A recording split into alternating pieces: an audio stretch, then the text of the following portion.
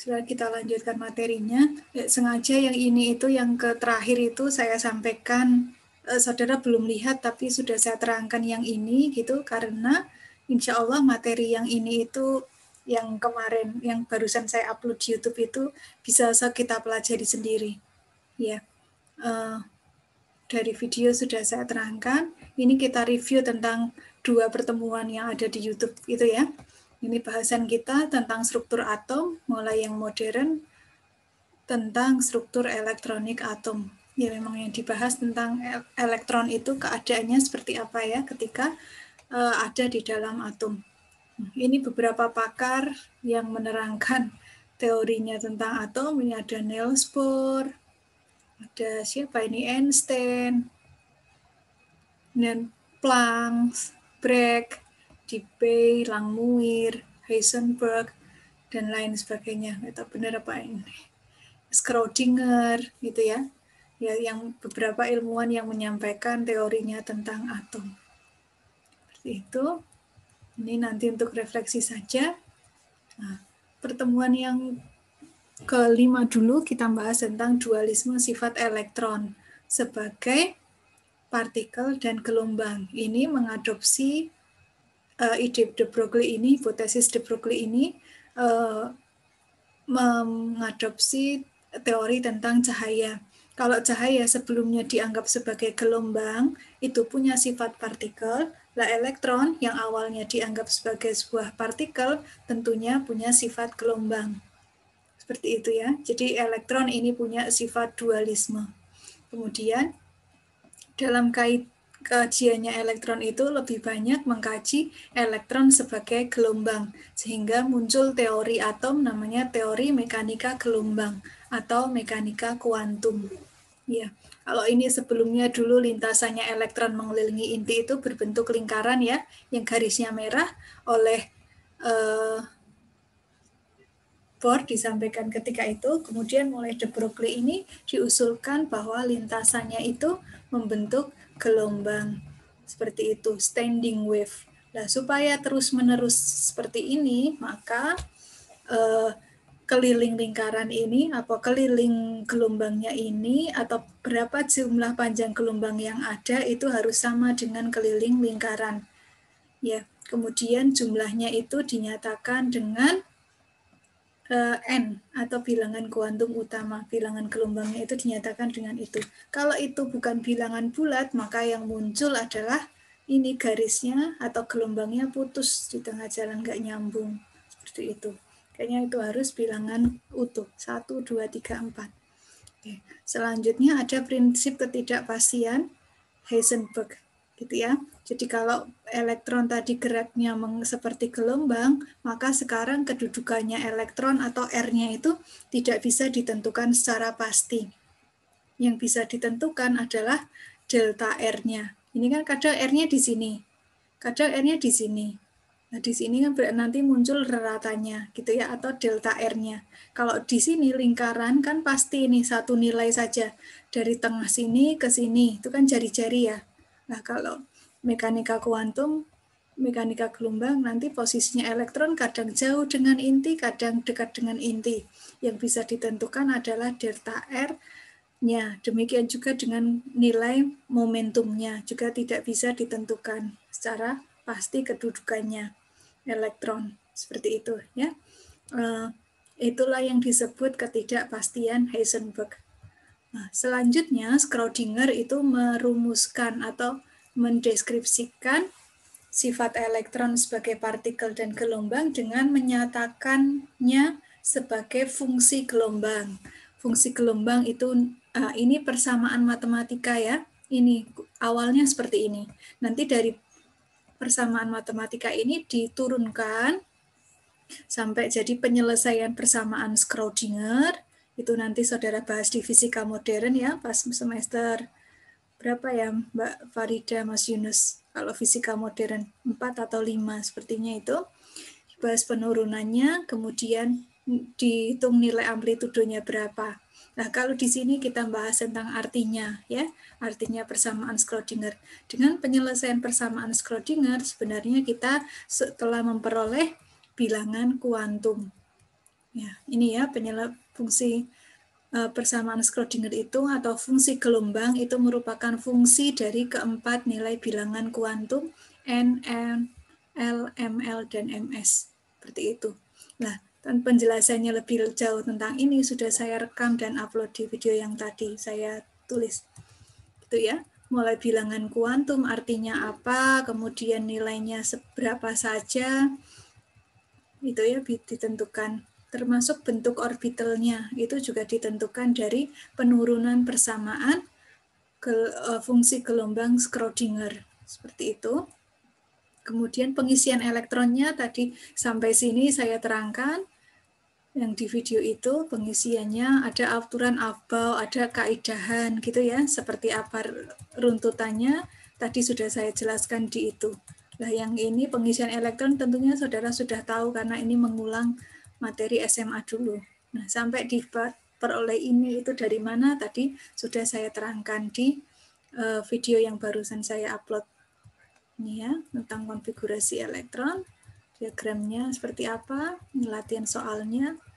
Nah, berikutnya ini magnetik atau spin. Berikutnya yang kali ini akan saya terangkan yaitu tentang efek perisai dan efek penetrasi. Lebih banyak ke efek perisai, gitu ya.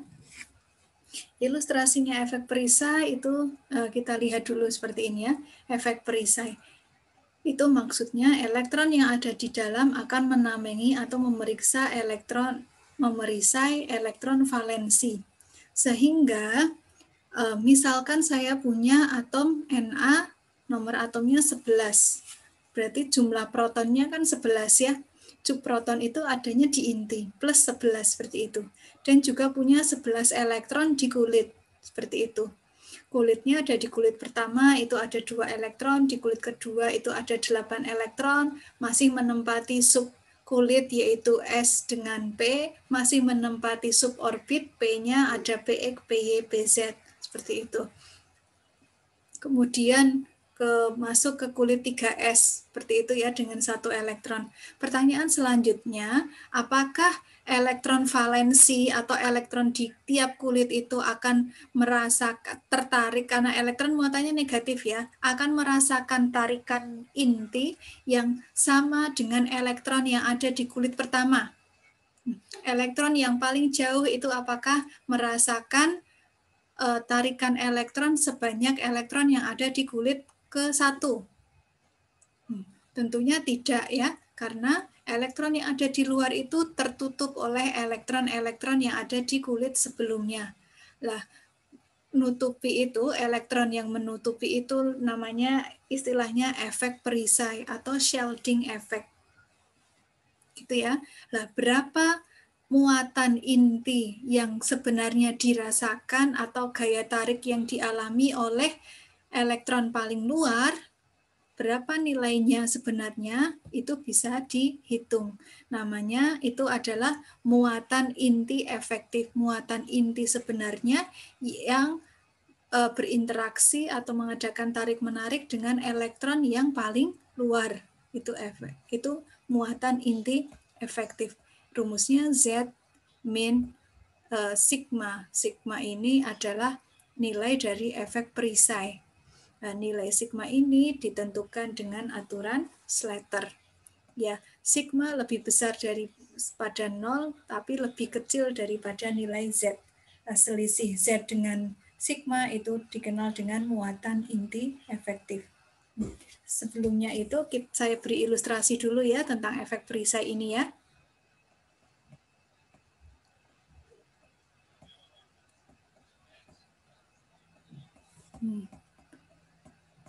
Ini ilustrasinya, ada inti atom, tadi plus 16 ya, plus 11 ya kalau untuk Na ya. Nah, kemudian natrium punya 3 kulit. N sama dengan 1, anggap bulatnya bagus ya. N sama dengan 2, dan udah jelek.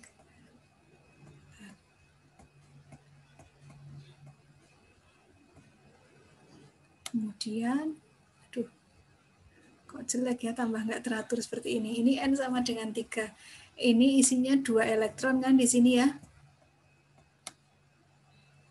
Ini 8 elektron, tapi nanti ada subkulit gitu ya. Saya tulis 8 elektron di sini. Ada subkulit S dan P, P-nya masih bagi lagi jadi PX, PY, PZ gitu ya. 4, 5, 6, 7, 8. Seperti itu ya. Elektron valensi yang paling luar ada 1 elektron. Tadi tentu saja, misalkan ini ilustrasinya ini ya.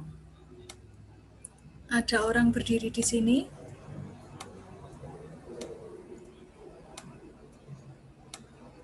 Kemudian penontonnya ada di baris depan, VIP, tribun.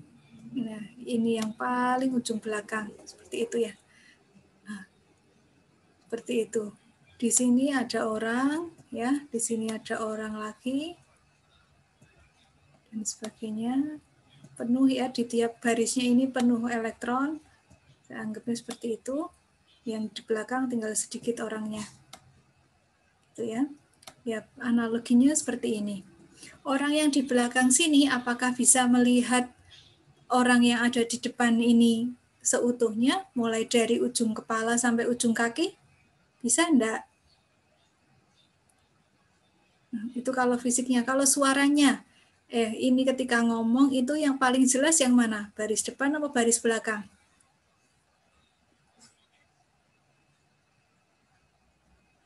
Depan, Bu. Depan, Bu. Depan ya. Yang paling jelas itu. Nah, melihatnya juga seperti itu. Mengapa demikian? Karena orang yang di paling belakang ini sudah ketutupan orang yang banyak ini yang ada di depan. Sehingga mengganggu interaksinya ini, orang ini dengan interaksinya penonton yang ada di belakang. Gitu kan ya? Inilah yang disebut perisai. Untuk atom ini, untuk orang yang di sini, perisainya mana saja? Ini misalkan baris pertama, baris kedua, baris ketiga, baris keempat. Orang yang ada di baris keempat, yang nutupi orang yang ada di mana? Baris 1, baris 2, baris 3, gitu kan ya? Menutupi orang yang baris keempat. Berarti orang yang ada di kulit ketiga, orang di kulit kedua, orang di kulit pertama itu menjadi perisai atau tameng atau halangan orang keempat untuk melihat atau mengamati atau mencermati ini artisnya yang ada di depan ini. Gitu ya. Itulah yang disebut dengan efek perisai. Gitu ya. Ini elektron yang ada di dalam akan menjadi perisai bagi elektron yang ada di kulit paling luar. Orang yang di kulit di kursi ketiga, ini juga dihalangi juga kan, atau mendapat perisai kan, halangan dari orang yang ada di kulit kedua, ke satu dan di kulit kedua. Demikian juga orang yang ada di kulit kedua mendapat halangan dari orang yang di kulit ke satu. Di kulit ke satu, misalkan ini ada 2 orang, ya bisa jadi konsentrasinya akan berkurang, tidak tepat utuh ini karena mereka saling bercanda atau saling apa gitu ya. Ya, sehingga ini juga tidak benar-benar merasakan plus 11. Oh, mungkin melihatnya dari sisi kiri saja. Jadi lihat bagian tubuh yang kiri, itu apa yang kanan gitu saja. Ini juga itu juga akan itu. Nah, demikian juga dengan elektron. Ini elektron valensi, ini elektron di kulit pertama, kedua, ketiga. Elektron yang ada di kulit yang lebih dalam akan menjadi perisai bagi elektron dari yang ada di kulit terluar. Perisai apa? Ini tadi, orang ini kan utuh, muatannya plus 11. Ya, kalau misalkan atomnya Na. Ya, harusnya ini dapatkan plus 11. Tetapi karena dia tertutup oleh orang di baris elektron di kulit ketiga, kedua, ke satu, maka tidak lagi plus 11. Mungkin hanya 0, sekian. Seperti itu ya. Yang paling banyak itu di kulit pertama sebenarnya, tapi dia juga nggak merasakan plus 11, selalu kurang dari plus 11. Tadi karena gangguan dari teman kanannya, teman kirinya, seperti itu ya. Kalau elektron ya, elektron antar ini kan saling tolak menolak ya, itu menghalangi ini tarikannya dengan inti atom itu. Itu tentang efek perisai. Kemudian tadi tentang muatan inti efektif. Berapakah muatan, kalau ini sebenarnya nomor atomnya adalah 11, berarti ini Z-nya sama dengan 11. Berapa perisai yang akan diperoleh oleh elektron yang ada di ujung paling luar? Nilainya itu dinyatakan dengan sigma. Seperti itu ya. Lah, berapa muatan yang dirasakan oleh ini, itu dikenal tadi dengan ini. Muatan yang dirasakan itu namanya ZEF atau muatan inti efektif. ZEF. Ini diperoleh dari F-nya 2 ya. Ini diperoleh dari rumus tadi. Z min sigma. Gitu. Sederhana rumusnya ya. Yang agak susah itu ini menentukan berapa nilai sigmanya sekarang. Nah, untuk menentukan nilai sigmanya itu sudah dirumuskan oleh pakar namanya Slater. Nah, itunya dikenal dengan rumusan Slater. Kita bahas itu ya, tentang Slater ya. Kita balik lagi ke slide ya.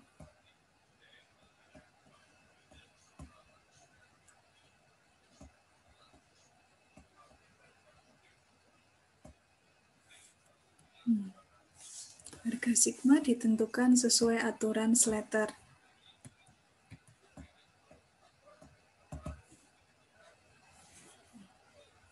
Ya.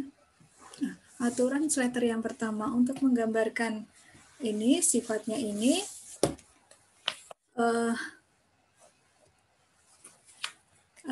saudara bisa lihat di buku Misler itu bagian belakangnya ada contoh tentang aturan Slater ini. Ini juga saya ambil dari buku aturan ini, saya ambil dari buku Misler karena lebih jelas dari buku anorganik yang jika itu.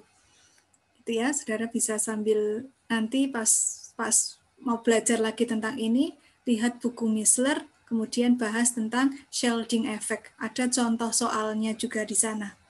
Itu ya. Kita bahas di sini juga. Pertama, langkahnya untuk menentukan berapa nilai perisainya adalah dituliskan konfigurasi elektronnya. Kemudian dari konfigurasi itu ditulis kelompoknya. Nah, lihat ini kelompoknya. 1S, 2S, 2P, 3S, 3P, 3D, 4S, 4P, itu kelompok yang sama ya. 3D ini terpisah ya. 3S, 3P itu kelompok sendiri, 3D sendirian, kemudian 4S, 4P itu kelompok yang sama, 4D sendirian, 4F sendirian. Itu kelompoknya. Kemudian prinsipnya ini, elektron yang ada di kulit atas atau kulit yang lebih kanan, ini ya berarti yang ada di sini ya, tidak akan menamai elektron yang ada di kulit rendah. 4F tidak bisa jadi perisai untuk 4D. Demikian juga ini. 4D tidak bisa jadi perisai untuk 1S, gitu ya. Tidak bisa, tapi ini 1S merupakan perisai dari kulit 4F, 2S ini perisai dari 4F, seperti itu ya. Kemudian yang mau dikaji itu elektronnya ada di mana dulu kita tentukan. Elektron valensinya ada di kulit NS atau NP atau di kulit ND atau NF. Yang mau dikaji mana dulu, kita tentukan itu. Misalkan kalau tadi yang mudah dulu saja ya, yang nomor atomnya kecil ya, yaitu atom N, nomor atomnya 7. Kalau ditulis konfigurasinya berarti 1S2, 2S2, 2P, 2P berarti berapa? 1S2, 2P3 ya, 2P3. 2P3, 1S2, 2S2, 2P3. Berarti sampai sini saja kelompoknya. Oke ya. Ini apa saya bisa ini ya? Coret-coret. Oke, ya ini kita lihat ya. Ini sekarang mau kita lihat itu. Valensinya 7. Ini konfigurasi elektronnya.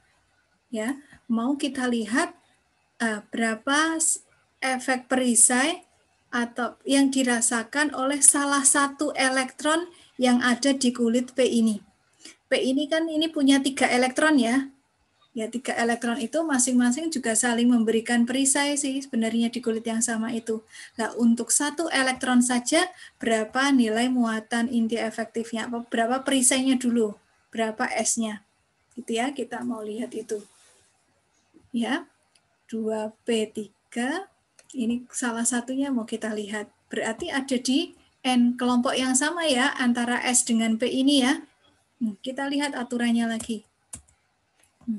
Untuk elektron valensi NS atau NP, ada beberapa aturan. Pertama, elektron pada NS dan NP yang sama memberikan efek perisai 0,35, kecuali 1S itu perisainya 0,3. Elektron pada kelompok N-1 memberikan efek perisai sebesar 0,85. Elektron pada kelompok N-2 dan seterusnya efek perisainya 1. Kita lihat dulu yang aturan nomor 3 ini di kasus yang ini ya. Ya, ini berarti kalau dikelompokkan kan kelompoknya 1S2 itu kelompok pertama, kelompok keduanya 2S2 dan 2P3. Seperti itu ya. Nah, elektron valensinya ini ada di kelompok yang sama ya. Kelompok yang sama dengan itu ada berapa? Itu ya sekarang. Oke. Ini valensinya kalau kita total elektronnya semuanya 2 ditambah 3. Jadi ada 5 elektron gitu ya. Yang mau kita lihat itu hanya 1 elektron. Sehingga jumlah elektron selain yang kita mau lihat jumlahnya ada 4 elektron. 4 elektron itu kontribusinya adalah 0,35. Ya, berarti 0,35 kali 4. Oke, sekarang ada elektron di kelompok bawahnya. Tadi sesuai aturan Slater, kalau di kelompok N-1 kontribusinya adalah 0,85. Berarti ini 2 elektron kali 0,85. Ditambah 4 elektron kali 0,35. Hasilnya 3,1. Muatan inti efektifnya sekarang 7 min 3,1 yaitu 3,9. Seperti itu. Ini ya nanti kita tulis lagi di slide yang lain. Itu aturan yang ini dulu ya nomor 3. Kemudian aturan yang nomor 4, ND dan F. Kalau valensinya itu berakhir di kulit ND dan NF. Ini aturannya elektron pada kelompok ND dan NF yang sama memberikan perisai 0,35. Kemudian elektron pada kelompok yang lebih tinggi kiri lagi N-1 perisainya sama dengan 1. Oke, gitu ya.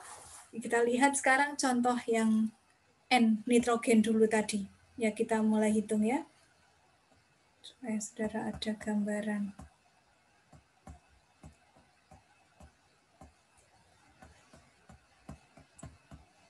Ini gambar ini saya hapus dulu.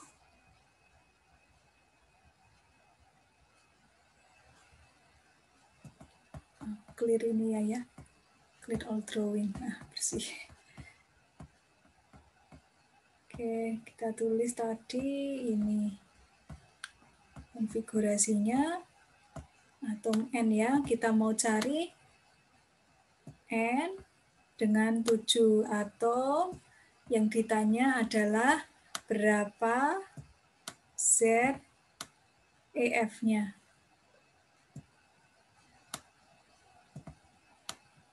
ZeF-nya berapa gitu ya. Nah, langkah pertama kita tulis konfigurasinya dulu. 1S2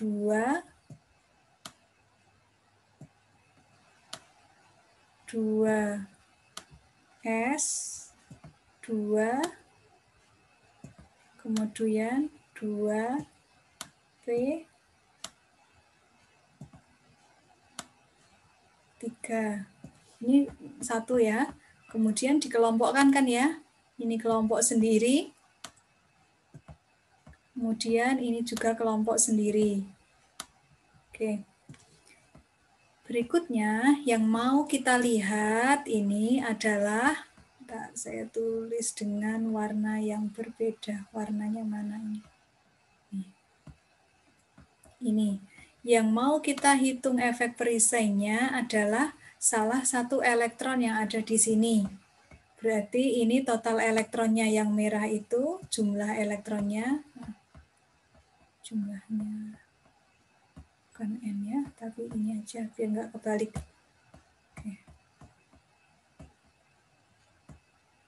Ini jumlah elektronnya kan 5 ya. Di kulit valensi, elektron kulit valensinya itu totalnya sama dengan 5. Yang ada di P itu ada 3. Dan salah satu dari elektron yang ada di sini itu mau kita hitung nilai sigmanya berapa, gitu ya, slaternya berapa. Nah, kalau demikian berarti sekarang valensinya atau perisainya dari yang lain itu ada dari sini ya, dan dari sini itu maka elektron perisainya untuk kelompok ini adalah 4. 10 menit lagi nih. 4 elektron. Ini perisainya. Dari mana 4 ini? Ini. 5 elektron ini dikurangi 1 elektron yang mau kita hitung nilai sigmanya. Gitu ya. 4 elektron. Oke. Berikutnya.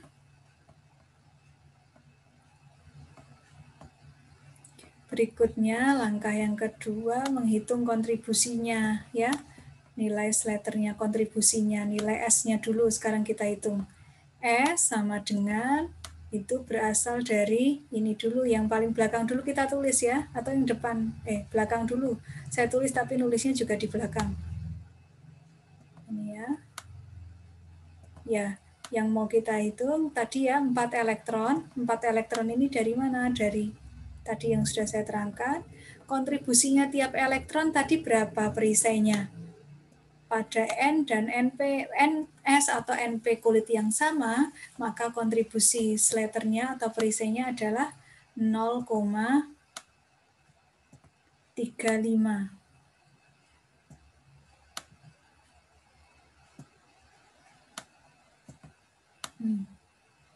Ini berarti masuk ke kelompok kedua ya, ini ya. Nah, sekarang kelompok yang pertama, kontribusinya berapa? Yang pertama, dua-duanya elektron itu, ini 1s2, 2 elektron ini kontribusinya sama, ini 2 elektron, dikali, tadi pada N-1, kontribusi perisainya adalah 0,85. Nah, cukupnya sampai sini ya, tulis di sini. Oke. Berikutnya berarti sigmanya kalau kita hitung nilainya, kalau kita hitung itu nilainya 3,1. Ya, langkah ketiganya baru kita hitung ZEF-nya. ZEF-nya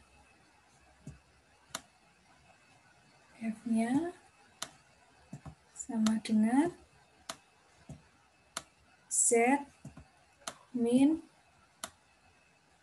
sigma sama dengan Z-nya tadi berapa? Sesuai nomor atomnya, yaitu 7 dikurangi 3,1 sama dengan berapa? 3,9. Seperti itu. Nah, jadi salah satu elektron yang ada di sini itu mendapatkan tarikan dengan inti bukan plus 7 tapi hanya plus 3,9. Demikian juga dengan 2 elektron yang lainnya. Nah, kalau yang di sini sudah beda lagi karena tamengnya sekarang kan hanya ini dan elektron di kulit yang sama ini. Gitu ya. Itu tentang slater. Ya, contoh yang lainnya, saudara, untuk yang di kulit D atau kulit itu nanti lihat di buku Misler ya. Karena waktunya cukupnya sampai sini. Ya. Sampai sini ada pertanyaan dulu apa tidak? Belum, Bu.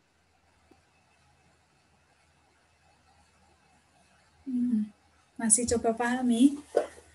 Oke, nanti di diskusi WA ya, kita bahas itu ya. Oke. Berikutnya, apa lagi ya, itu efek Slater. Sudah, contoh yang lainnya, sudah. Ya.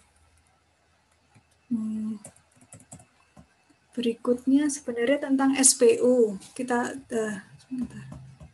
stop share. Kita lihat tentang sistem periodik unsur ya. SPU sifat periodisitas.